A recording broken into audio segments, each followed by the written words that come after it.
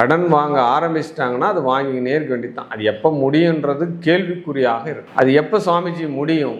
அது உங்கள் ஜாதகத்தில் அமர்ந்திருக்கக்கூடிய நிலை, கிரகங்களுடைய நிலையை பொறுத்து தான் அதுக்குண்டான பரிகார பூஜைகளை செஞ்சு வழிபாடுகளை பண்ணோம்னா அதுக்குண்டான கண்டிப்பாக கடன் முடியும்.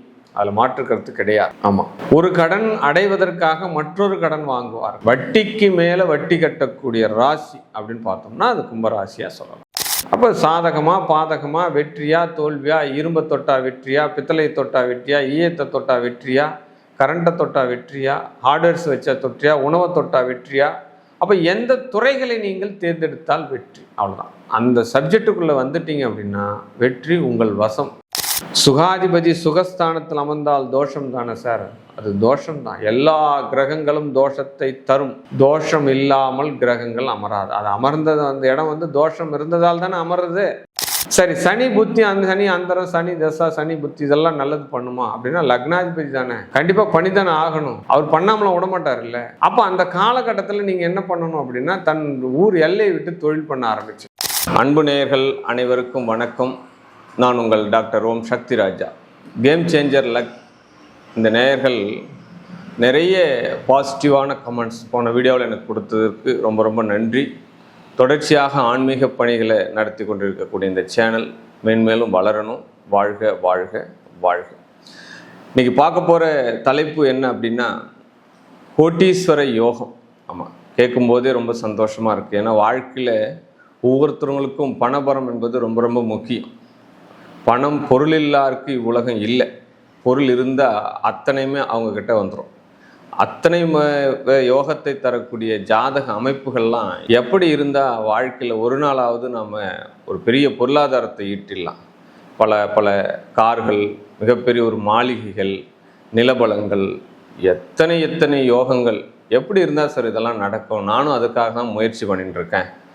எவ்வளவோ முயற்சி பண்ணுறேன். என்னுடைய வாழ்க்கையில் சேவிங்ஸ்ன்ஸே இருக்க மாட்டேங்குது.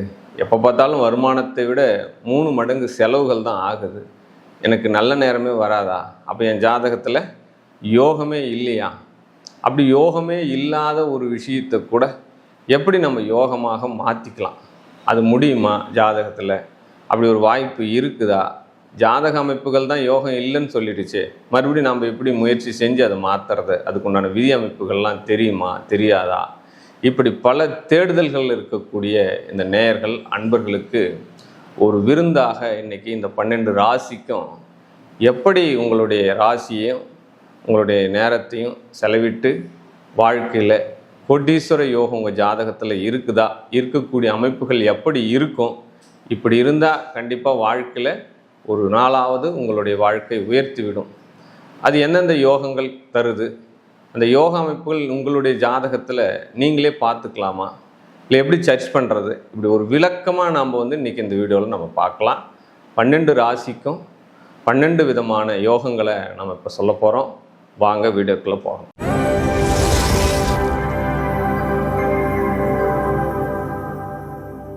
யோகத்தை கொடுத்து கொண்டிருக்கக்கூடிய கும்பராசி நேயர்களே, இந்த கும்பராசிக்காரங்கிட்ட ஏதாவது ஒரு நட்பு வச்சுக்கிறோம் அப்படின்னா கண்டிப்பாக தான் உயரும் பொழுதே மற்றவரையும் உயர்த்தி கொண்டே செல்வார்கள். ஆமாம், தன்னை போல பிறரும் உயரணும் அப்படின்னு நினைக்கக்கூடிய ஒரு சமுதாய நோக்கத்தோடு பொதுவான ஒரு ராசி அப்படின்னு பார்த்தோம்னா அது கும்பராசி தான்.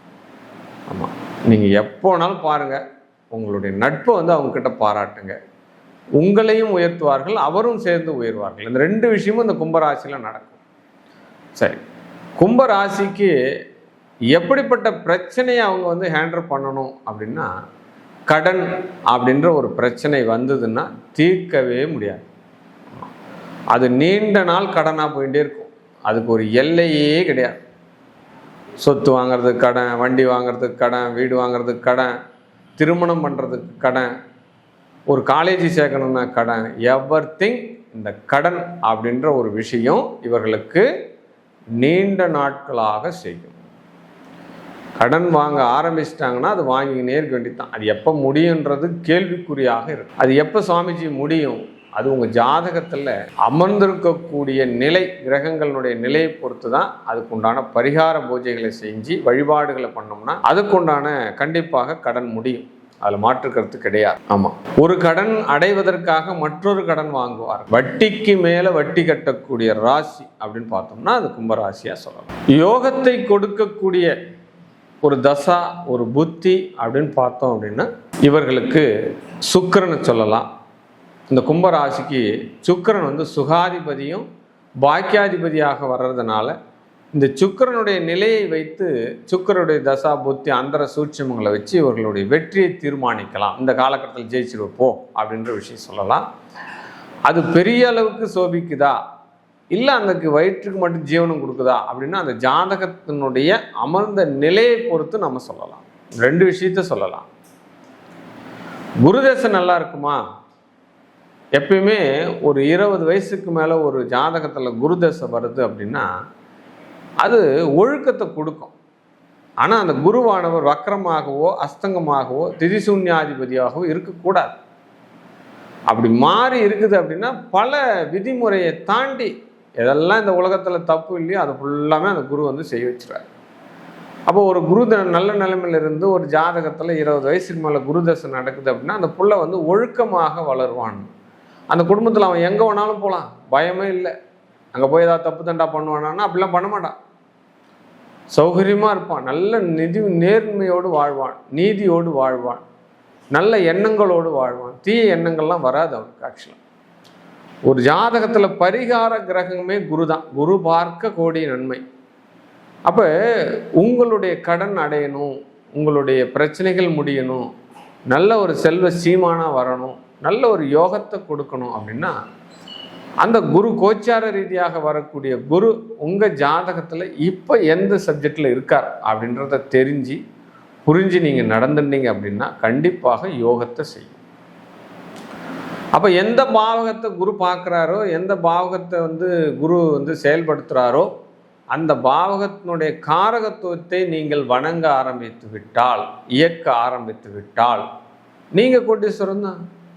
அப்போ எந்த ரூட்டுன்னு தான் நீங்கள் கண்டுபிடிக்கணும். அப்போ சாதகமா பாதகமா, வெற்றியா தோல்வியா, இரும்பை தொட்டா வெற்றியா, பித்தளை தொட்டா வெற்றியா, ஈயத்தை தொட்டா வெற்றியா, கரண்ட்டை தொட்டா வெற்றியா, ஹார்ட்வேர்ஸ் வச்சா தொற்றியா, உணவை தொட்டா வெற்றியா? அப்போ எந்த துறைகளை நீங்கள் தேர்ந்தெடுத்தால் வெற்றி, அவ்வளோதான். அந்த சப்ஜெக்டுக்குள்ளே வந்துட்டீங்க அப்படின்னா வெற்றி உங்கள் வசம் அப்படின்ற விஷயத்தை எடுத்துக்கலாம். அப்போ கும்பராசிக்கு வெற்றியை தீர்மானித்து கொடுக்கக்கூடிய பாவகாதிபதியாக சுக்கிரன் அமர்கிறார் அப்படின்ற விஷயத்தை நம்ம எடுத்துக்கலாம். சுகாதிபதி சுகஸ்தானத்தில் அமர்ந்தால் தோஷம் தானே சார்? அது தோஷம்தான். எல்லா கிரகங்களும் தோஷத்தை தரும். தோஷம் இல்லாமல் கிரகங்கள் அமராது. அது அமர்ந்தது அந்த இடம் தோஷம் இருந்ததால் தானே அமர்றது. அப்போ கும்பராசிக்கு குரு பகவான் நல்லதை செய்வாரா?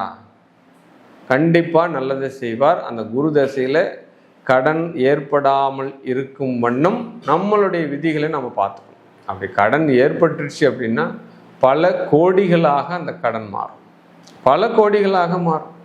உங்களுடைய சொத்துக்களும் கடன்களும் நிகராக இருக்கும். சொத்துக்களுக்கு மேல் கடன் உருவாகி பெரிய இடத்துக்கு கொண்டு போடுவார், உச்சாந்தி கொண்டு போடுவார். உச்சாந்தி கொண்டு போயிட்டு கீழே போட்டார்னா தான் பிரச்சனை. கீழே இருக்கிறவனுக்கு என்றைக்குமே பிரச்சனை கிடையாது. அப்போ அந்த குரு அந்த வேலையை செய்வார் அப்படின்ற விஷயத்த சொல்கிறார்.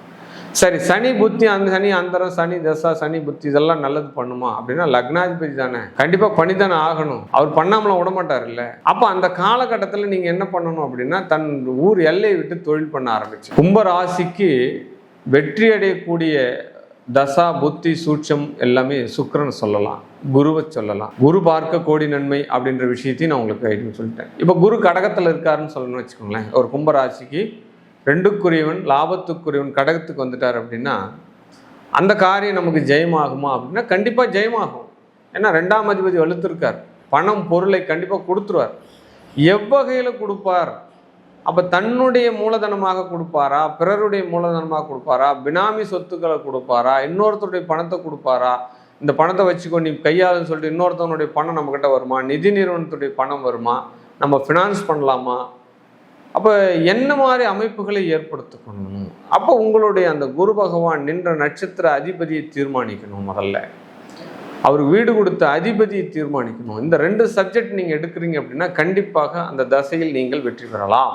ஒரு கும்பராசிக்கு ஒரு மைனஸான தசை, 6ஆம் அதிபதி தசை, சந்திர மகாதசை புத்தி நடக்குது அப்படின்னா அந்த காலகட்டத்தையும் நீங்கள் வெற்றி பெறலாம். அப்போ புதன் மகாதசை, பஞ்சமாதி தசை, அஷ்டமாதிபதி தசை, அந்த காலத்திலையும் வெற்றி பெறலாம். சனி மகாதசை, லக்னாதிபதி தசை, விரையாதிபதி தசை, இந்த அதிபதிகள் நின்ற இடத்தை பொறுத்து நீங்கள் உங்களை தீர்மானித்துக் கொள்ள வேண்டும். அப்போ அந்த சூழ்நிலைக்கு ஏற்றவாறு, நம்மளுடைய ஜாதக அமைப்புகளுக்கு ஏற்றவாறு பலன்களை நாம் எடுத்துக்கொள்ளணும். வழிபாடு முறைகளை பரிகாரம் பண்ணாலே ஜாதகம் பலன் இல்லைன்னு சொல்றாங்களே. இந்த காலகட்டத்தில் நான் செய்யாத பரிகாரமே கிடையாது, செய்யாத பூஜைகளே கிடையாது, நான் போகாத கோயில்களே கிடையாது. அப்ப எல்லாமே இழக்குகள் அப்படின்னு சொல்லும்போது, இப்ப கும்பராசிக்கு புதன் தான் அஷ்டமாதிபதி, புதன் தான் பஞ்சாதிபதி அப்படின்னு வச்சுக்கோங்க, பஞ்சமாதிபதி. இப்போ இந்த புதன் தசை நல்லதாகவும் செய்யும் கெட்டதாகவும் செய்யும்.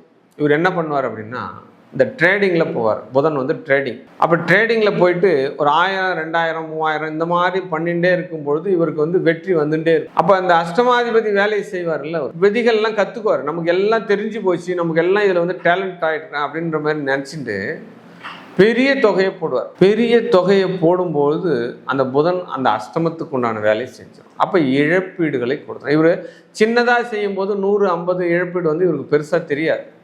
அப்போ பெரிய தொகையை போகும்போது 20 லட்சம், 30 லட்சம், 50 லட்சம், 10 லட்சம், 25 லட்சம் இப்படின்ற மாதிரி தொகைகள் போன பிறகு இவர் என்ன செய்யறதுன்னே இவருக்கு புரியாது. அதுதான் அப்போ என்ன பண்ணணும், என்ன செய்யணும், என்ன செய்யக்கூடாது, இந்த விதிகளை நீங்கள் தெரிஞ்சு செய்ய ஆரம்பிச்சிட்டிங்கன்னா இந்த புதன் உங்களுக்கு சாதகமாக வேலை செய்வார். நமக்கு யார் எதிரி அப்படின்னு நீங்கள் கண்டுபிடிச்சிட்டிங்கன்னா அந்த எதிரிக்குண்டான பரிபாலன பூஜை செய்ய ஆரம்பிச்சிட்டிங்கன்னா அவரை நீங்கள் வசப்படுத்தி கொள்ளலாம். அப்போ நீங்கள் யாரெல்லாம் டச் பண்ணணும், யாரெல்லாம் டச் பண்ணக்கூடாது. அப்போ எந்த வழிபாடு முறைகள் உங்களுக்கு வெற்றியை தரும், எந்த வழிபாடு முறைகள் தோல்வியை தரும், அப்போ நீங்கள் செல்லக்கூடிய ஆலயங்கள் உங்களை உயர்த்துகிறதா, உங்களை தாழ்த்துகிறதா, இந்த விஷயங்கள் எல்லாம் நீங்கள் தெரிஞ்சுக்கணும். அப்படின்னா உங்களுடைய சுய ஜாதகத்தை முதல்ல நீங்கள் ஒரு ஆராய்ச்சி பண்ணணும். கண்டிப்பாக நான் சொல்லக்கூடிய இந்த பரிகார விதிகள் உங்களுக்கு ஒரு 108 நாட்களுக்குள்ளாக மாற்றங்களை கொடுத்தே தீரும். அதில் எந்த மாற்று கருத்துமே கிடையாது. அதை தெரிஞ்சுக்கோங்க ஃபஸ்ட்டில்.